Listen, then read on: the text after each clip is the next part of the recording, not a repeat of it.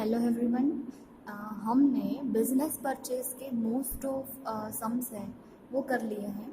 आज एक थोड़ा नया पॉइंट है, वो करने के बाद ये चैप्टर हम आज कंप्लीट करेंगे। ओके। और अगर आपको कोई भी डाउट है तो कल हम 9 to 10 एक डाउट सॉल्विंग का लाइव सेशन रखेंगे। ठीक है। तो आज जो मैं करवा रही हूँ वो आप अच्छे से करना, और जो भी होमवर्क के सम है वो अच्छे से कंप्लीट कर लेना। मैंने पहले भी बोला था, आप होमवर्क के जो सम्स है वो तो आपको करने ही हैं, उसके अलावा जो सारे सम हैं उसके एडजस्टमेंट अच्छी तरह से पढ़ लेना। अगर आपको उसमें कोई भी डाउट हो तो आप मुझे बताना, तो वो हम क्लियर कर लेंगे कल डाउट सेशन में। और उसके बाद कल हमारा चैप्टर कंप्लीट हो जाएगा। ओके। तो आज शुरू करते हैं सम नंबर 6 में। 1 से 2 चीज़ ही नहीं है, बाकी तो आप जो जैसे पहले करते हैं वैसे ही करना है। Okay. Shailja limited was incorporated on 1 April 2011 to purchase the business of messrs Vardhman and the Vatsal with an authorised capital of 25,000। Shailja limited वो बिजनेस परचेज कर रही है 1/4/2011 को। उसकी बैलेंस शीट हमारे पास दी गई है, जो है वो हम यहाँ एडिशनल इंफॉर्मेशन है उसमें देखते हैं क्या बोला है। शुरू करते हैं। Goodwill of the company was to be the calculated at twice the average profit of the last 3 years। Goodwill के बारे में क्या बोला है, जो पिछले साल का एवरेज प्रॉफिट है लास्ट 3 years का, उसकी ट्वाइस हमें कैलकुलेट करनी है। और लास्ट 3 years का एवरेज प्रॉफिट दिया गया है 7500। Book value of land and building is 25% less than the market value. मतलब जो बुक वैल्यू बताई गई है वो क्या है, 25% लेस है। जो गलत है वो हमें रेक्टिफाई करना होगा। ओके। उसके बाद बोला है the market value of investment and the stock are the 18,000 and 30,000, तो हम यही मार्केट वैल्यू कंसिडर करेंगे। Land and building, investment and the stock were to be the taken up to the market value. अगर नहीं बोलते तो भी हम इनको मार्केट वैल्यू से ही लेके जाएंगे। Debtors required a provision of a 10% bad debts. Debtors के लिए हमें क्या करना है, 10% बेड डेट क्रिएट करनी है। उसके बाद a claim of ₹500 is accepted by a firm against workmen's compensation fund which will be paid by the company in a future. ये पॉइंट अच्छे से देखना है। उसके बाद जो है वो Shailaja companies 15% debenture to be issued to the public deposit holder of the firm in a such a manner that public deposit holder of the firm do not sustain any interest loss in a future। इसका मतलब क्या है, मतलब कि हम debenture ऐसे देंगे जिससे पब्लिक डिपॉजिट जो है उनको फ्यूचर में कोई इंटरेस्ट का लॉस ना हो। यानी अभी जितना इंटरेस्ट मिल रहा है उतना ही इंटरेस्ट उनको फ्यूचर में मिले। ओके। उस हिसाब से हम उनको डिबेंचर इश्यू करेंगे ताकि इनको फ्यूचर में इंटरेस्ट का लॉस ना हो। तो ये एक पॉइंट है, वो भी बहुत अच्छा और इम्पॉर्टेंट है। उसके बाद Shailja company's 13,500 equity shares each of ₹10 at the price of ₹16 per share. 10 रुपये का है पर हम उसे 16 में इश्यू कर रहे हैं, यानी 6 रुपीज़ हमारा क्या है, security premium. Balance amount in a cash, बाकी की जो अमाउंट बचेगी वो हम कैश में दे देंगे। Forms dissolution expense ₹1200 was borne by the company. ये भी हमने किया हुआ है। डिसोल्यूशन एक्सपेंस यानी कंपनी जो बंद कर रहे हैं उसका एक्सपेंस है। अगर वो हम पे कर रहे हैं तो उसकी इफेक्ट हम क्या करेंगे, डिसोल्यूशन एक्सपेंस गुडविल में जब हम जर्नल एंट्रीज लिखेंगे तब गुडविल में हम क्या कर देंगे, डिसोल्यूशन एक्सपेंस उतना ऐड कर देंगे। और नेट एसेट की कैलकुलेशन हो जाएगी, उसमें भी हम अपना क्या कर देंगे, नेट एसेट की कैलकुलेशन के बाद में डिसोल्यूशन एक्सपेंस ऐड करना है। ओके। तो शुरू करते हैं। सबसे पहले हमारी जो कैलकुलेशन है नेट एसेट की, वहीं से पहले जिसकी भी मार्केट वैल्यू दी है वही हम कंसिडर करेंगे। ठीक है। तो सबसे पहले गुडविल से शुरू करते हैं। गुडविल के बारे में उन्होंने बोला था लास्ट 3 year का जो एवरेज प्रॉफिट है उससे हमें 2 गुना ट्वाइस कंसिडर करना है। सो लास्ट 3 year का एवरेज प्रॉफिट है 7500 मल्टीप्लाई बाय 2। ओके। उसके बाद लैंड और बिल्डिंग, लैंड एंड बिल्डिंग के लिए सामने हमारे पास डेप्रिशिएशन फंड है। मैंने आपको पहले भी बोला था अगर सामने डेप्रिशिएशन फंड हो तो 150 में से पहले डेप्रिशिएशन फंड को हम क्या कर देंगे, माइनस कर देंगे। तो एक्चुअली उसकी वैल्यू कितनी दिखाई है हमने, 120 दिखाई है, पर एडजस्टमेंट में बोला है वो मार्केट वैल्यू से 25% लेस दिखाई गई है। जो इफेक्ट गलत है वो हमें रिमूव करनी है, रेक्टिफाई करनी है। तो हम क्या करेंगे, सपोज मार्केट वैल्यू 100 है, उसमें से हमने 25% लेस दिखा के बुक में कितनी दिखाई है, सिर्फ 75 ही दिखाई है। अगर 75 बुक वैल्यू है तो मार्केट वैल्यू उसकी 100 है, तो 120 बुक वैल्यू के सामने मार्केट वैल्यू कितनी होगी, ठीक है, 160 होगी। यहाँ मिस्टेक क्या होती है, हम डेप्रिशिएशन फंड माइनस करना भूल जाते हैं और 150 को बेस लेके करते हैं, तो आंसर क्या आ जाएगा, गलत आएगा। पहले आपको डेप्रिशिएशन फंड माइनस करना है, उसके बाद जो अमाउंट आएगी उससे कंपैरिजन करना है। Okay, this point is very much important, याद रखना। उसके बाद मशीनरी के बारे में बोला था, मशीनरी के बारे में कुछ नहीं बोला है। मशीनरी, तो मशीनरी बुक वैल्यू दिखा रहा है 75,000, पर उसके सामने उसका डेप्रिशिएशन फंड है, तो हम लिखेंगे मशीनरी 75,000, उसमें से 15,000 डेप्रिशिएशन फंड वो हम माइनस कर देंगे, सो आंसर आ जाएगा 60,000। उसके बाद इन्वेस्टमेंट की मार्केट वैल्यू दी है 18,000, तो डायरेक्टली हम कंसिडर करेंगे 18,000। उसके बाद डेटर्स, यस, डेटर्स के बारे में उन्होंने क्या बोला है, हमें 10% बेड डेट रिजर्व रखनी है। अब यहाँ ध्यान रखना, बैलेंस शीट में आपको डेटर्स में से बेड डेट रिजर्व माइनस की हुई दिखाई गई है, तो अब हम कौन सी कंसीडर करें, 15,000 कंसीडर करें या 14,000 कंसीडर करें। तो ऑलवेज याद रखना, अगर बेड डेट है तो वो माइनस करके लिखना है, पर यहाँ बेड डेट रिजर्व है और रिजर्व के बारे में ही एडजस्टमेंट है। आगे के जो सम थे उसमें हम बेड डेट रिजर्व माइनस करके जो नेट डेटर्स आते थे वही कंसीडर करते थे, क्योंकि बेड डेट रिजर्व के बारे में कोई एडजस्टमेंट नहीं होता था। यहाँ बेड डेट रिजर्व के बारे में एडजस्टमेंट दिया गया है, तो हम क्या करेंगे, बेड डेट रिजर्व अपनी तरह से काउंट करेंगे। कैसे, तो 15,000 एक्चुअली डेटर्स हैं, उसका 10% यानी कितना होना चाहिए, 1500 होना चाहिए। ओके, सो हम माइनस करेंगे 15,000 माइनस 1500, 10% ऑफ डेटर्स। हम ऐसे नहीं करेंगे 14,000 इंटू 10%, दैट इज 1400, ये गलत आएगा, क्योंकि जो बेड डेट रिजर्व दी गई है वो गलत तरीके से काउंट की है, हमें जो एडजस्टमेंट में दी है वैसे काउंट करनी है, इसीलिए मैंने 15,000 डेटर्स लिए और उसमें से 10% बेड डेट रिजर्व माइनस की। ओके, अगर आपको यहाँ बेड डेट रिजर्व की जगह बेड डेट्स दी होगी तो आप बेड डेट्स माइनस करोगे और बाकी जो अमाउंट आएगी उसके ऊपर बेड डेट रिजर्व काउंट करोगे। फॉर एन एग्जाम्पल, यहाँ 15,000 माइनस करके बेड डेट दिए, I am telling you that take an example. Okay, 15,000 debtors है, उसमें से जो 1,000 रुपीज है वो बेड डेट है, तो आप क्या करोगे, तो आप बेड डेट माइनस करके जो डेटर्स बचेंगे उसमें से आप 10% रिजर्व काउंट करोगे। Are you guys getting my point और नॉट? ओके, मैंने क्या बोला, अगर बेड डेट रिजर्व है तो उसका एडजस्टमेंट हम करके फिर लिखेंगे, और बेड डेट है तो पहले बेड डेट माइनस कर लेंगे और फिर हम अपना बेड डेट रिजर्व का एडजस्टमेंट लिखेंगे। ओके, उसके बाद है cash and bank. Cash and bank 6,000 दी है तो मैंने डायरेक्ट 6,000 ही लिखा है। उसके बाद है प्रॉफिट एंड लॉस अकाउंट। अगर असेट की साइड में प्रॉफिट एंड लॉस अकाउंट है, that is our fictitious asset, तो वो हम नहीं लिखेंगे। सामने की साइड में कैपिटल अकाउंट्स दिए गए हैं, उसके बाद जनरल रिजर्व है, जनरल रिजर्व हम नहीं लेते।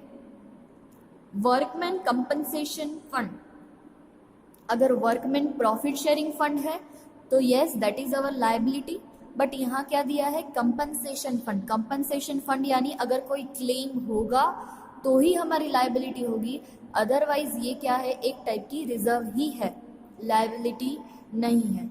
तो एडजस्टमेंट में हमें दिया गया था कि 500 का है वो क्लेम हुआ है, तो हम सिर्फ 500 की अमाउंट ही कंसिडर करेंगे।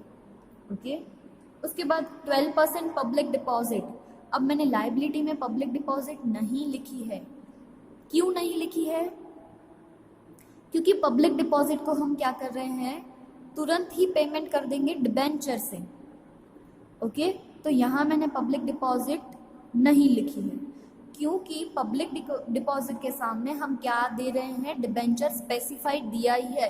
पब्लिक डिपॉजिट के सामने हमें डिबेंचर ही देने हैं, तो हम यहाँ पब्लिक डिपॉजिट काउंट नहीं करेंगे। उसके बाद आएगा डेप्रिसिएशन फंड, जो हमने अपनी असेट्स में से माइनस कर लिया है। उसके बाद है क्रेडिटर्स 24,000, तो हम क्रेडिटर्स लिखेंगे 24,000। तो लाइबिलिटी हमारी होगी 24,000 प्लस 500, 24,500।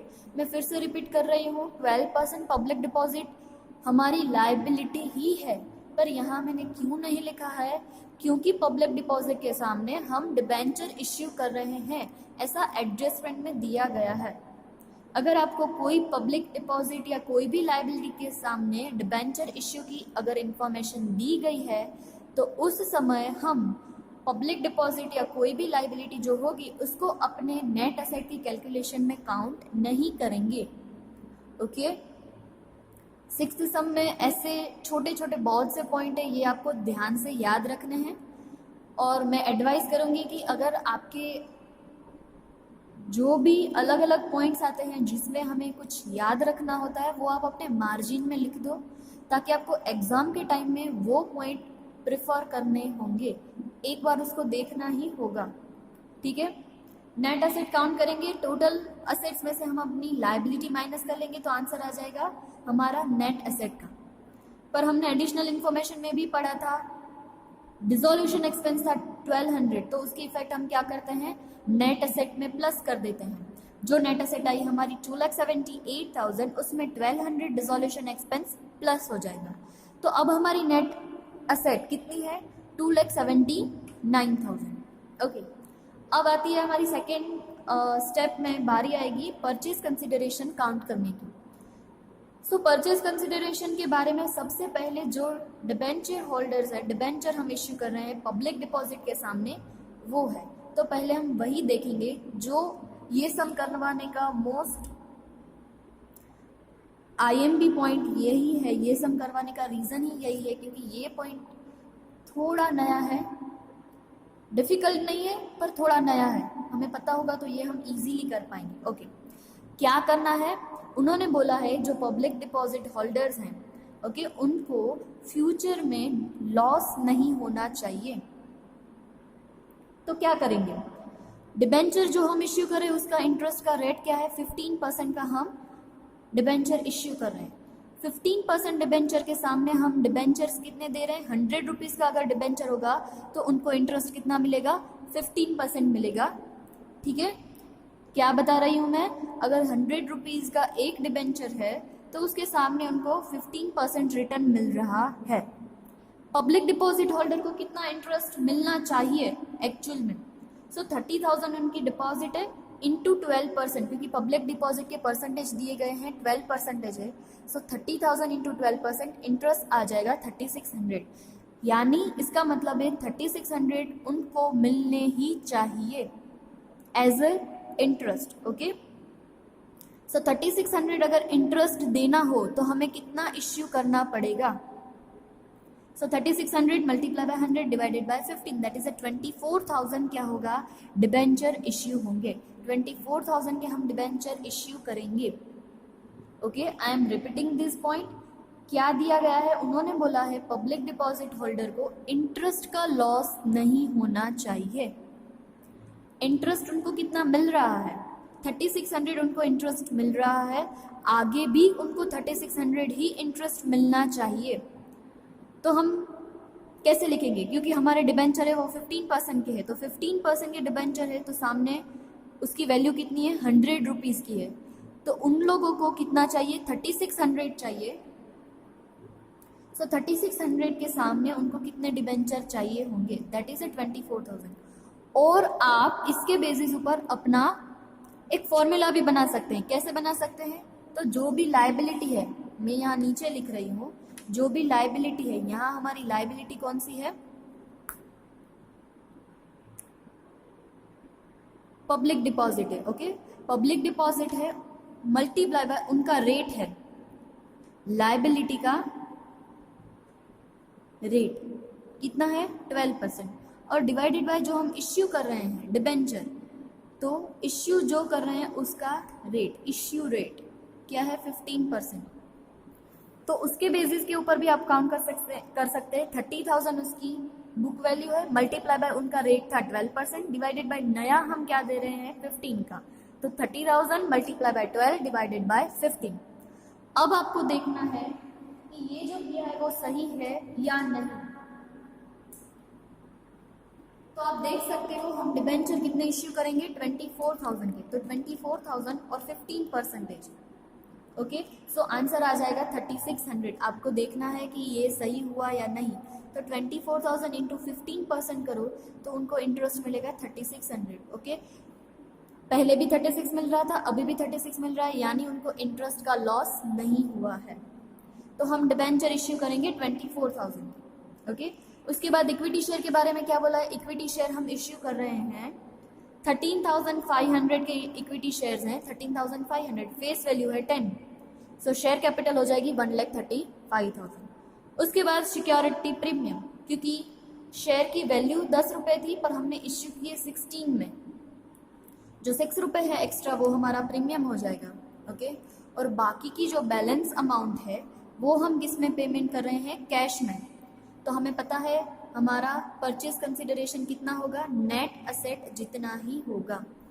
सो नेट असेट 2,79,200 है, उसमें से ये सारी अमाउंट माइनस कर देंगे तो हमें आंसर मिल जाएगा कैश का 39,200, ओके। क्लियर है। 3 चीज़ें याद रखनी है, क्योंकि हम डिपॉजिट के सामने डायरेक्ट डिबेंचर इश्यू कर रहे हैं तो डिपॉजिट को हम लाइबिलिटी में काउंट नहीं करेंगे, ओके। उसके बाद डिसोल्यूशन एक्सपेंस है वो हमने नेट एसेट में प्लस किया है, तो वो भी याद रखना है कि डिसोल्यूशन एक्सपेंस हो वो नेट एसेट में ऑलवेज ऐड होता ही है, ओके। और ये डिबेंचर वाला पॉइंट था वो थोड़ा इंपॉर्टेंट था, फिर से देख लेना। अगर आपको कोई भी डाउट हो तो कल हमें लाइव सेशन में पूछ लेना। उसके बाद जैसे हम हमारी जर्नल एंट्रीज करते हैं वैसे ही करेंगे, ओके। जर्नल एंट्री में सबसे पहले हमारी गुडविल आएगी, नेट एसेट में से ही लेके जाएंगे सारी इन्फॉर्मेशन। गुडविल कितनी आएगी 15,000 तो हमने लिखी है, प्लस हमारा डिसोल्यूशन एक्सपेंस प्लस हो जाएगा, दैट इज 16,200।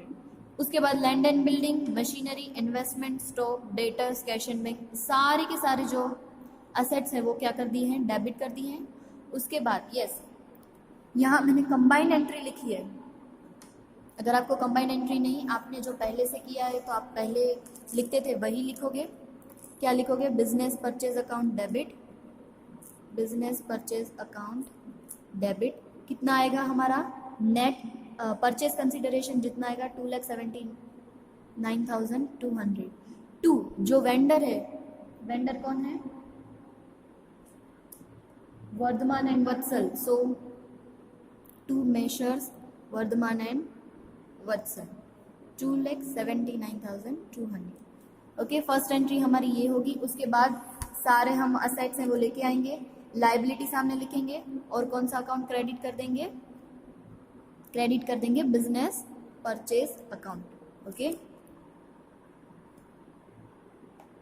मैंने यहाँ गलती से सेल्जा लिख दिया है, सेल्जा तो परचेजर है, हमें वेंडर से काम है, यानी messrs Vatsal and Vardhman account debit होगा और उनको सामने जितनी भी चीज़ें मिल रही है एज अ परचेज कंसिडरेशन वो क्रेडिट हो जाएंगे, ओके। उसके बाद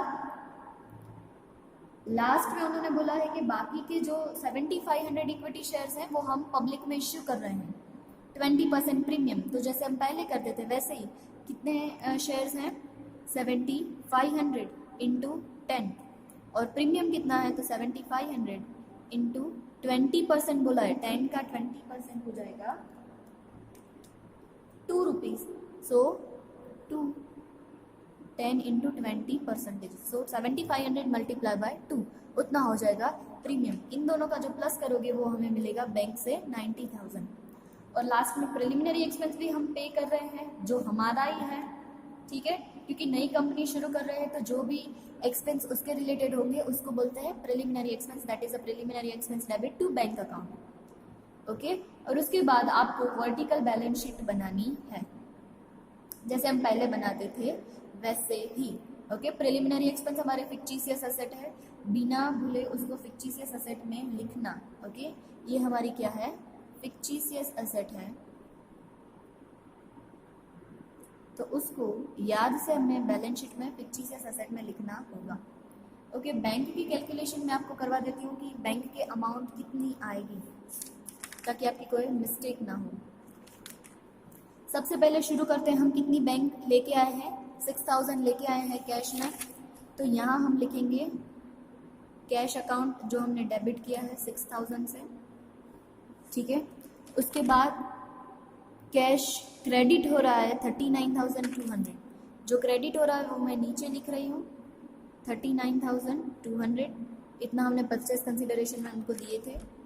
उसके बाद बैंक फिर से डेबिट हुआ है, जो हमने इश्यू किया है नया 90,000 से, और लास्ट में जब हमने प्रिलिमिनरी एक्सपेंस पेमेंट किए हैं तो फिर से हमने क्रेडिट किया 1800। सो डेबिट का टोटल हुआ 96,000 और इनका जो प्लस होगा 41,000। सो हमारी नेट बैलेंस कितनी आ जाएगी, 96,000 माइनस 41,000, दैट इज 55,000। सो हम अपनी बैलेंस शीट में कैश और बैंक कितनी लिखेंगे, 55,000। ओके, आई थिंक ये आपको समझ में आ गया होगा। ओके, ये डिबेंचर रिलेटेड पॉइंट है, वो आप अच्छे से देख लेना, और मैंने जो डेटर्स वाला बोला था वो तो एक बार अच्छे से याद कर लेना। अगर कुछ भी उसमें समझना है तो कल याद से मुझे पूछ लेना, क्योंकि कल इस चैप्टर का लास्ट डे है। ओके, उसके बाद हम नया चैप्टर शुरू करेंगे। आज का होमवर्क आप लिख लो, लेटेस्ट 2 है जो हॉवेल्स इंडिया लिमिटेड है। अगर आप में लेटेस्ट 2 ना हो और कहीं दूसरा कोई हो तो आप देख लेना, मेरे में लेटेस्ट 2 है Havells limited, okay, India limited. उसके बाद सम नंबर लेटेस्ट 3 का है, उसका नाम है messrs Shah brothers. Okay, Shah brothers वाला जो है वो भी आपको होमवर्क में करना है। और सम नंबर 23 3 होमवर्क में दे रही हूँ, लेटेस्ट 2, लेटेस्ट 3 और सम नंबर 23। उसके अलावा कोई भी सम में आपको डाउट हो तो आप कल मुझे पूछ सकते हैं। याद से सारे के सारे एडजस्टमेंट एक बार पढ़ लेना, आपको पता होना चाहिए कि कौन से एडजस्टमेंट में हमें क्या करना है, क्योंकि ये चैप्टर स्कोरिंग है, इसमें जितनी चीज़ें सिखाई है उतनी ही पूछेंगे, उसके अलावा कोई नया पॉइंट नहीं आएगा, तो आप उसमें पूरे मार्क्स कवर कर सकते हैं। सो फिर से बोल रही हूँ, आप एक बार अच्छे से देख लेना। कल 9 बजे हमारा लाइव होगा, उसमें आपको कोई भी डाउट हो आप मुझे पूछ सकते हैं। Okay, thank you.